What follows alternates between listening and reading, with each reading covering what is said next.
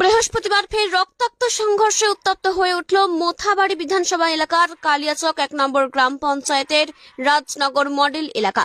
ভুট্টা ক্ষেত দিয়ে ট্রাক্টর নিয়ে যাওয়ার অভিযোগকে কেন্দ্র করে বুধবার দুই পক্ষের মধ্যে যে বচসা শুরু হয়েছিল তারই রেশে পরদিন সকালে রাজনগর মডেল মাদ্রাসায় সালিশি বৈঠক বসে। কিন্তু বিচার চলাকালীন মুহূর্তেই কথা কাটাকাটি ভয়ঙ্কর সংঘর্ষের রূপ নেয়।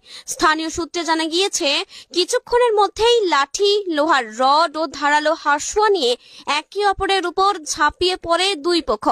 ঘটনায় অন্তত ৬ জন গুরুতর জখম হন। আহতদের প্রত্যেককে উদ্ধার করে শিলামপুর গ্রামীণ হাসপাতালে পাঠানো হয়। হাসপাতালে নিয়ে যাওয়া হলে চিকিৎসকেরা ৩৫ বছরের একরামুল শেখকে মৃত বলে ঘোষণা করেন। স্থানীয়দের দাবি, হাসপাতালে পৌঁছানোর আগেই তার মৃত্যু হয়েছিল।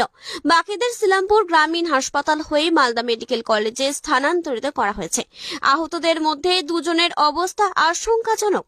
উল্লেখ্য, গত এক সপ্তাহে জমি বিবাদ, দুষ্কৃতী হামলা, গুলি ও ভাঙচুর এমন 7টি ঘটনায় অন্তত 6 জনের মৃত্যু হয়েছে কালিয়াচকের বিভিন্ন এলাকায়। প্রায় প্রতিদিনই নতুন ঘটনা ঘটায় সাধারণ মানুষের মধ্যে আতঙ্ক ছড়িয়ে পড়েছে।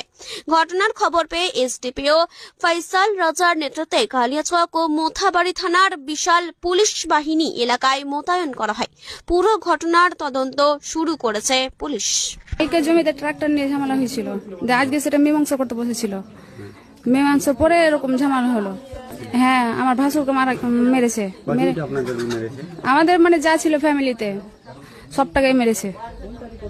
আর আমার ভাসুরকে মেরে ফেলে দিয়েছে, একটা প্রচুর সিরিয়াস হয়ে আছে। এখন শুনেছি ওখানে মানে বিচার হচ্ছিল, বিচার তখন ওরা যে মেরেছে।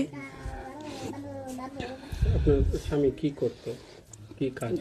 গাড়ি আছে, ট্রাক্টর গাড়ি। জেনারুল, আস্তারুল, উজিরুল বাটন, শামসুল, এরা সবাই যোগ করে যায় বসে আছে। সালা তোকে কোপাবো সালা, তখন যোগ ইয়াকায় হাসে গলায় লাগিয়ে দিয়েছিল।